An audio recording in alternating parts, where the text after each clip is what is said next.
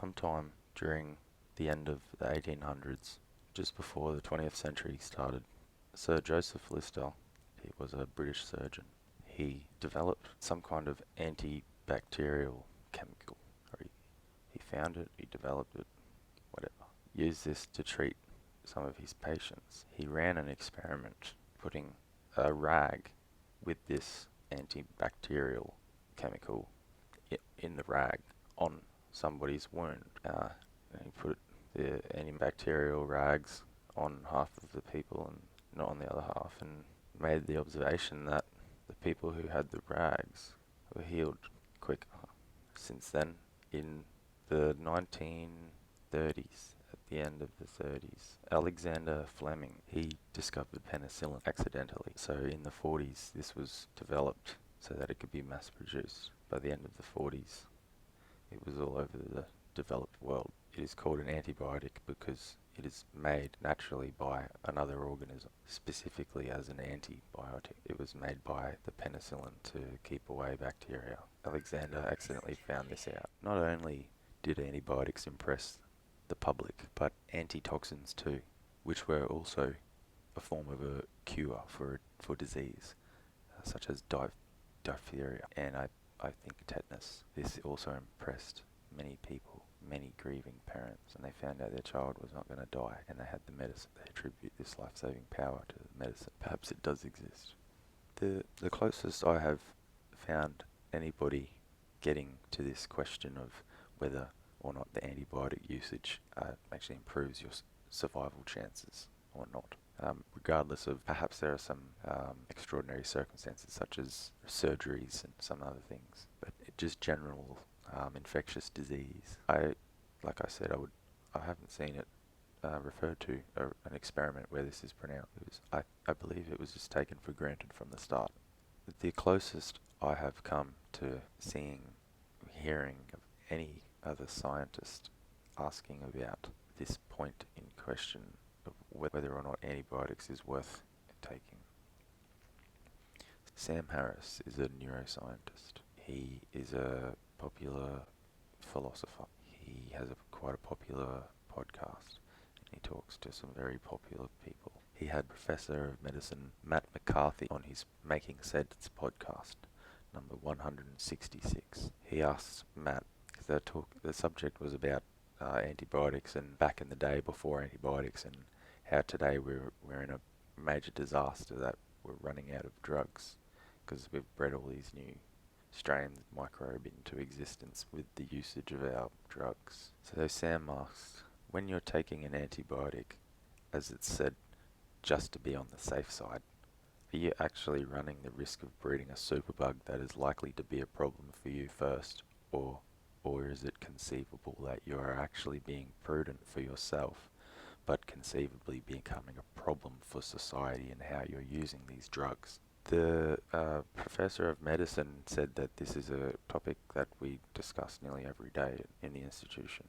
I'm a professor of medicine, and yeah, he didn't address the two-part question really. He just started talking about how it looks like there's a major issue with using antibiotics because we breed new superbugs and we don't have drugs for them, and they're even more dangerous after they've changed form for some reason. The sort of selection pressure that they undergo makes them more virulent.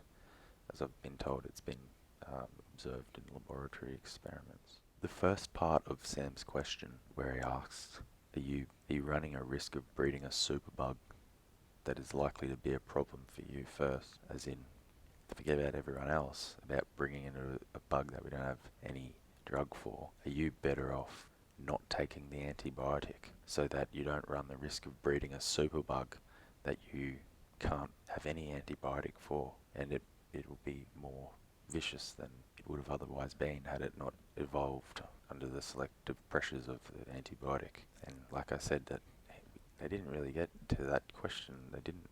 Matt McCarthy didn't get to the nitty-gritty of that bit when it should have been, in a mature scientific culture, it should have been, yes, we have figured out that personally, if we have an antibiotic, yes, it is significantly going to increase your chances of surviving if you have an infectious disease problem. But no, it's a big big theory that we just talk about. We don't really go out there and get the cows and all the rats and experiment on them. We do that with other things. We get rats and give them one antibiotic and give them another antibiotic and see which one is better. Martin Blazer uses an interesting analogy in his book called Missing Microbes.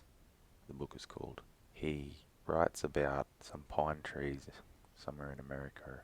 He says that these pine trees have changed as a result of climate change, drastically changing climate change, extraordinarily fast changing climate change. Apparently, it didn't actually affect the trees directly. That's the thing with his analogy that I find very interesting, that he focuses all on the beetle that comes and ravages these tree cells. And the beetle used to be quite chill in balance with these trees, and suddenly, recently, they started ravaging the forest over the last decade or so. And Martin says that it's actually because the changing temperature has an effect on the bug, which makes it more virulent, more dangerous. So the bug's behaviour changed as a result of the change in temperature, and this caused the trees to just get ravaged.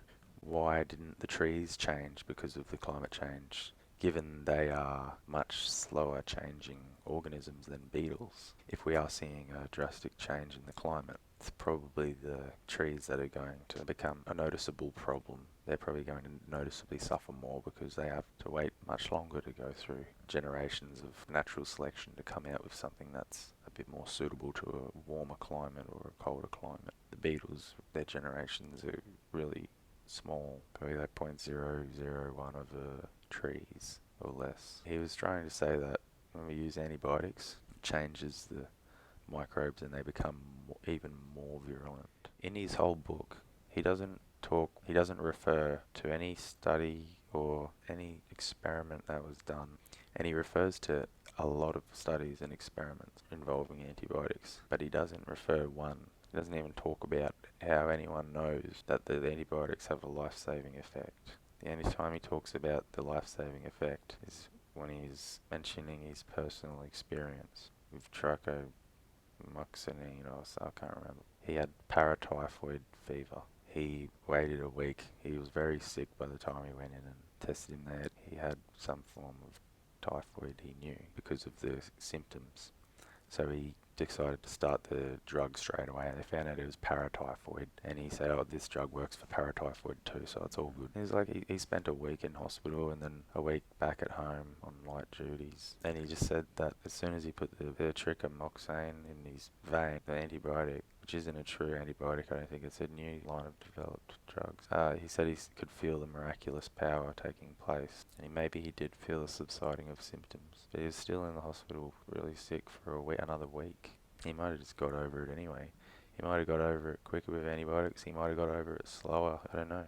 The only study I have found that references an analysis of the effect on mortality of antibiotics by Heminki and Parkulainen, the effect of antibiotics on mortality from infectious diseases in Sweden and Finland. AMJ Public Health. The abstract states, a study was carried out to determine whether the pre-existing decline in mortality rates from infectious diseases accelerated after the introduction of antibiotics and chemotherapeutic drugs. Linear regression curves showed that in Sweden, mortality rates declined faster in septicemia, syphilis, and non-meningococcal meningitis after the introduction of these drugs. By contrast, for the 10 other infectious diseases studied, scarlet fever, erysipelas, acute rheumatic fever, puerperal sepsis, meningococcal infection, bronchitis, pneumonia, tuberculosis, typhoid, and acute gastroenteritis, no such accelerated decline in mortality could be detected.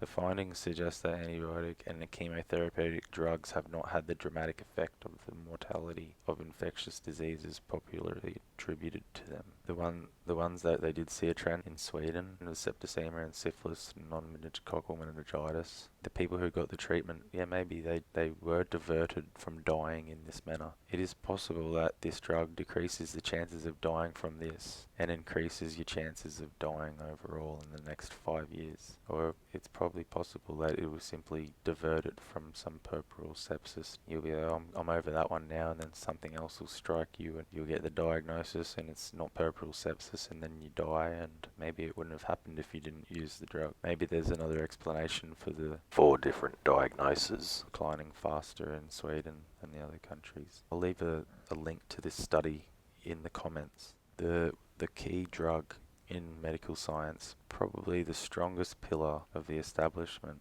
undoubtedly antibiotics, and one, if not as strong, nearly as strong, vaccination, both of which have not produced a life-saving effect under well-controlled experimental settings, as far as I can see, or anyone I can see.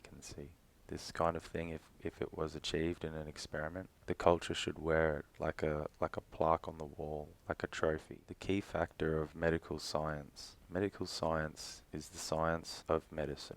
You may have figured that one out. When we are theorizing a medicinal product that will work, when we are coming up with the idea, well, there is science involved in coming up with the idea of what might work. But the key point, the primary practice of medical science would have to be the testing of the medicine to see if it works. And also, we should be seeing if it works for an overall improvement. Not just does it mitigate the targeted affliction, does it mitigate the targeted disease diagnosis characteristic. In order to test our ideas, we need to first fully understand the idea.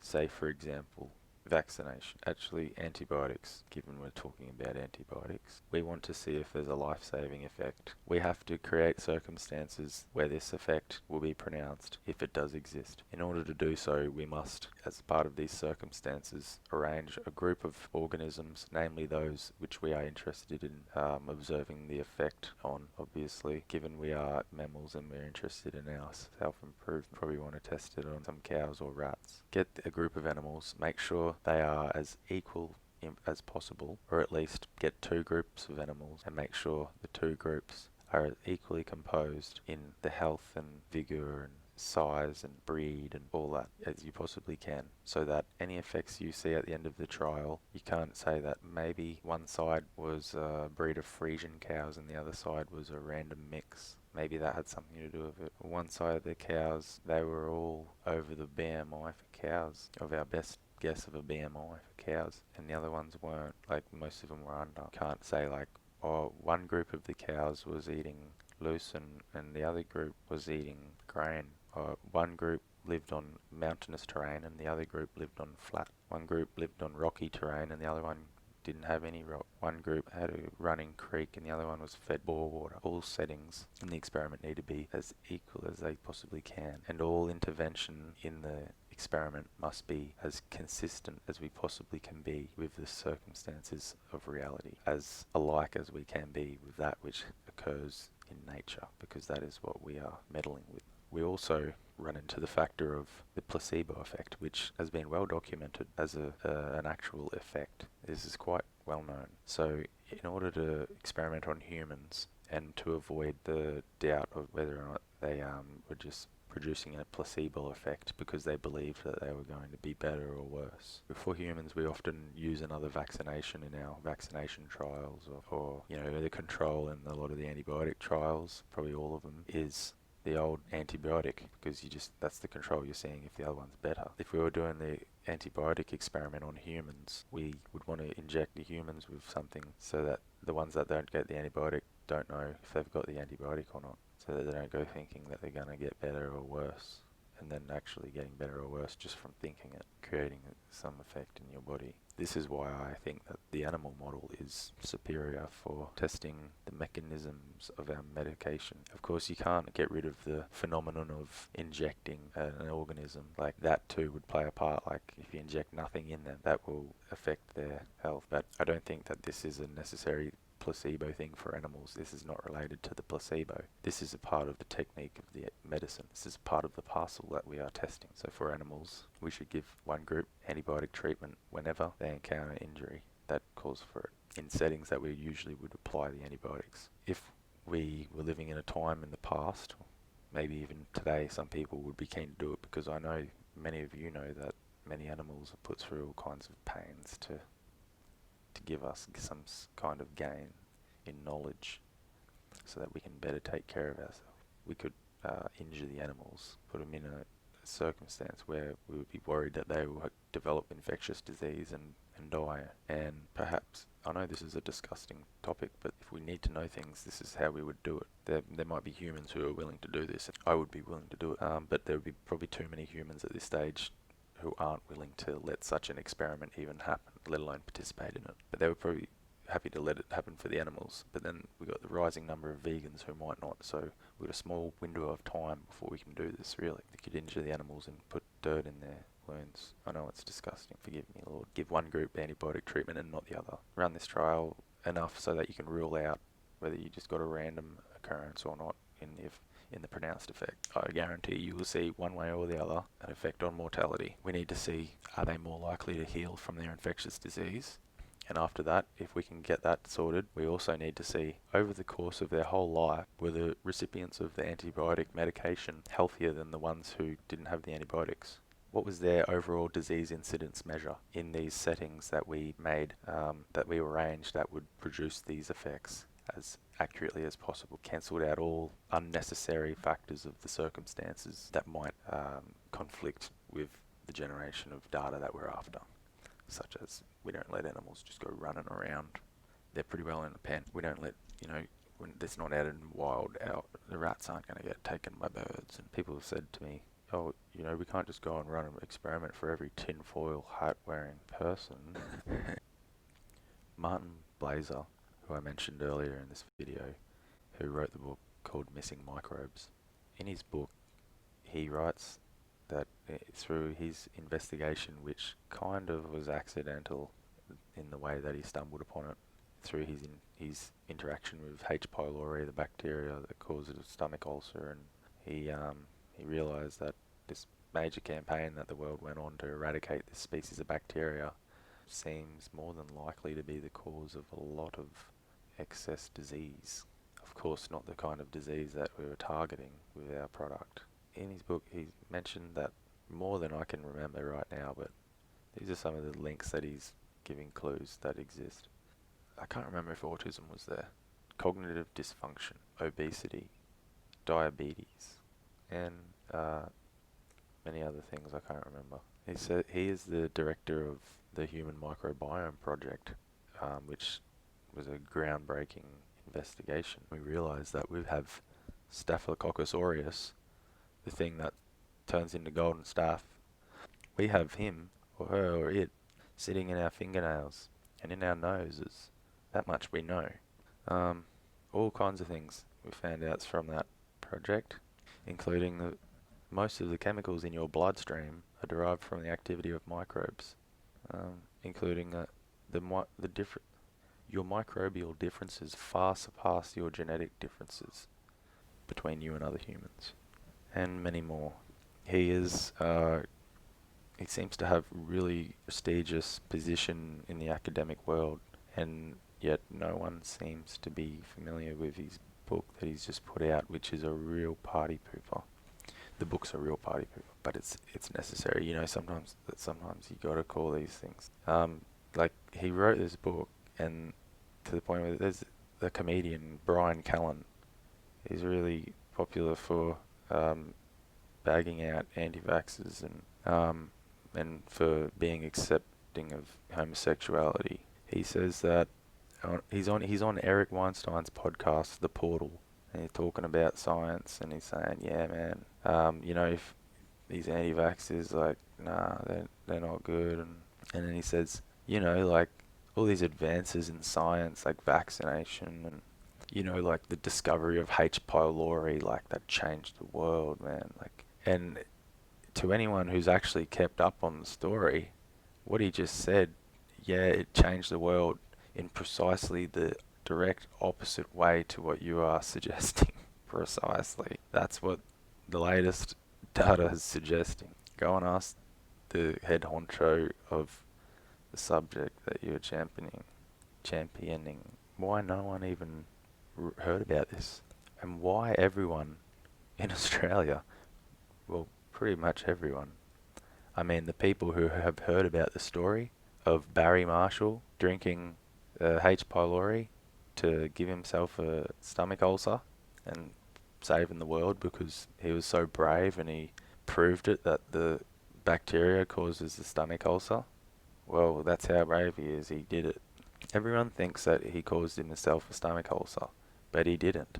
He did help provide the framework that convicted H. pylori for causing the stomach ulcer. He did help figure out that it is unequivocally associated with the process, but he didn't give himself a stomach ulcer when he drank H. pylori. He gave himself gastroenteritis. Oh, he gave himself gastro problems, and then it was over like in several days. He had stomach problems for like a couple of days or something, or a day. He didn't get a stomach ulcer, but the media didn't tell everyone. Oh, he failed in his experiment. The media just told everyone they've put the nail in the coffin. H. pylori is the culprit. No one needs to know that he didn't get a stomach ulcer when he drank it. In fact, that'd be a bit of a sad story. Everyone cheered him on, and they figured out that it does cause stomach ulcer anyway. Turns out it's a bit more to it than just drinking the H. pylori, and that there's a bit more to to the story than just outright success when you put some chemicals in your body that stop H. pylori making a stomach ulcer, that stop the usual product that would ensue in certain circumstances, to stop that. It is well documented in scientific journals that giving animals antibiotics will increase the amount that they grow per day. It will make them grow bigger and fatter and faster. It won't make them grow healthier. I'm not saying it definitely won't make them grow healthier. I'm saying that wasn't observed. It was just observed that it makes them grow bigger. And it was even observed from studies on big data that it makes humans too grow bigger. I've seen a video on YouTube getting around about the coronavirus, and they're talking, and so there's something much worse. Antibiotic winter. There's a major plague coming because we got no antibiotics left. All the microbes have evolved, and we don't have any more tricks up our sleeve, and whenever we make a new one, they just quickly evolve over it anyway, so we can't win this battle. Somehow we thought we were winning at the start, even though the microbe will just evolve straight away.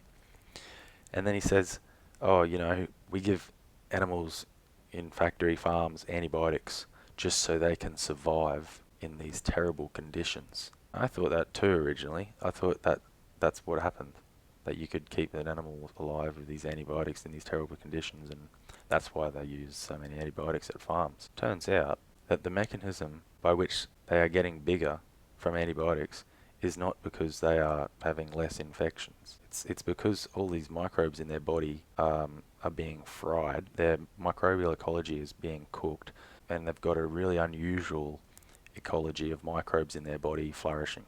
And this has caused an unusual chemistry and physiology, and they're growing unusually large and fast.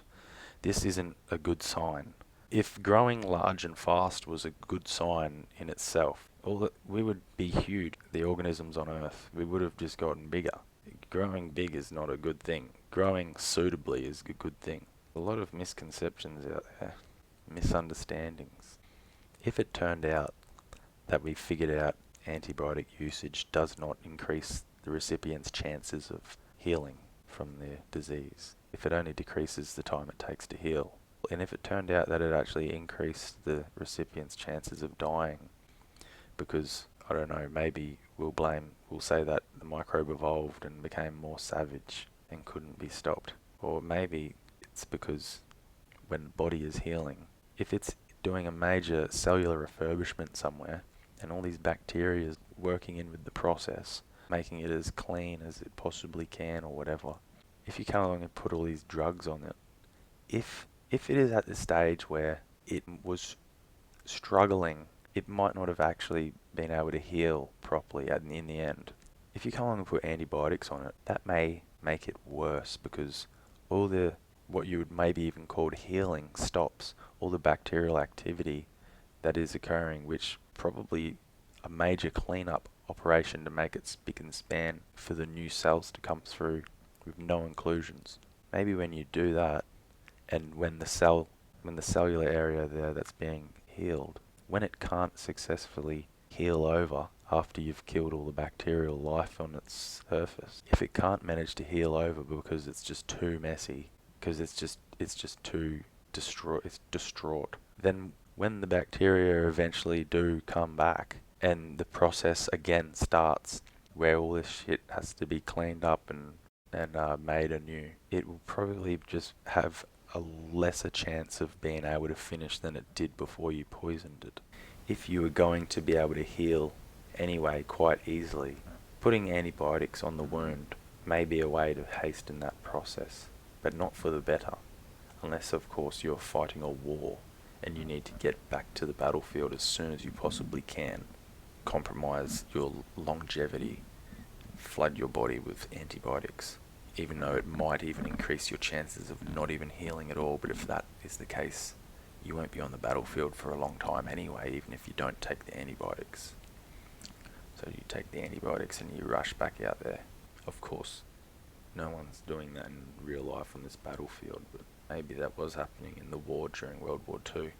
Maybe there was a crucial amount of people that needed to reach the battlefield. Maybe the Germans were experimenting with antibiotics and seeing if they improved the mortality rate, because they're trying to get to the bottom of everything.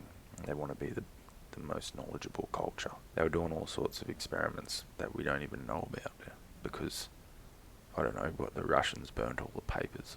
I don't know. Apparently Hitler was an anti-vaxxer. I thought that Alfred Wallace was right. I personally use antibiotic or antibacterial, antimicrobial compounds on myself. For some gain, I take another risk, even though the risk is very minimal. Just because something is very minimal doesn't mean it doesn't exist. Just because you can't notice with your mind that you have taken a slight detriment on your overall vitality doesn't mean it didn't happen. But I put antimicrobial compounds under my arms. That much information. But we need more information on antibiotics. We need more experiments. All throughout human history, recorded history, we have had people finding medicinal compounds that will stop a certain something.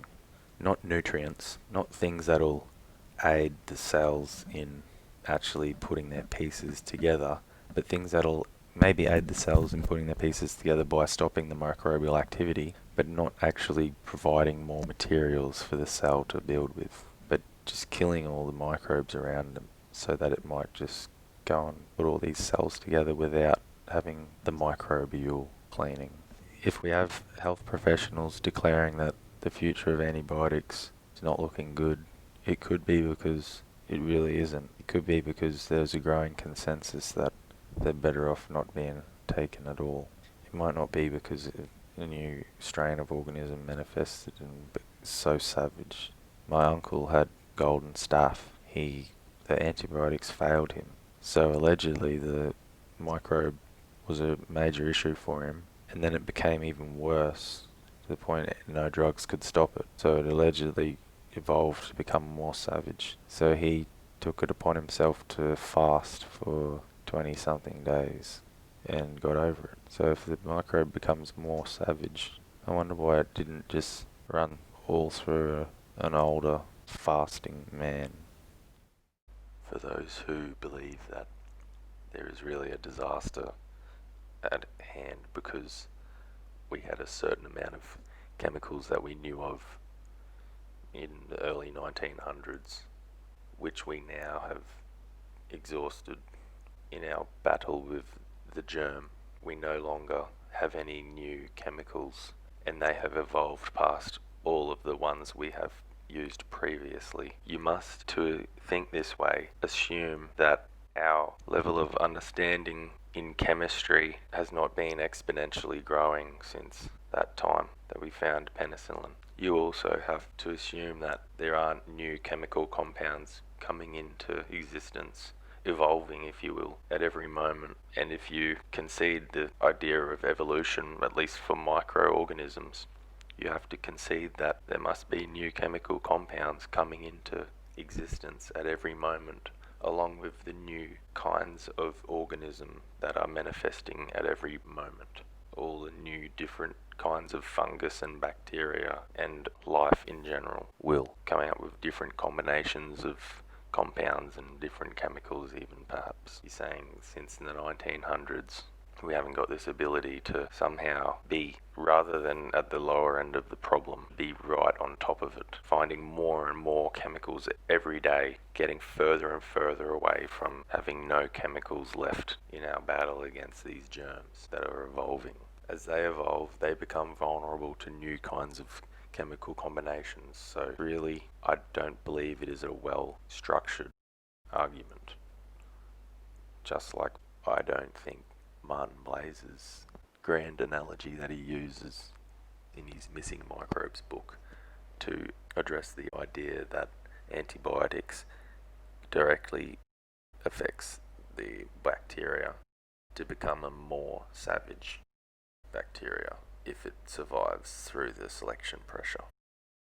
And I'm wondering if the reality of the situation is actually that we notice these bacteria are behaving more savagely when their occupation is found to survive the antibiotic application, because when somebody cannot heal after you've applied antibiotics, this will only make healing longer and will disrupt it and make it worse. Thus, we will see a more savage wound site featuring more germs. The worse the wound, the more germs there will be. Martin Blaze's argument that the increase in temperature caused the beetles directly to act more savage.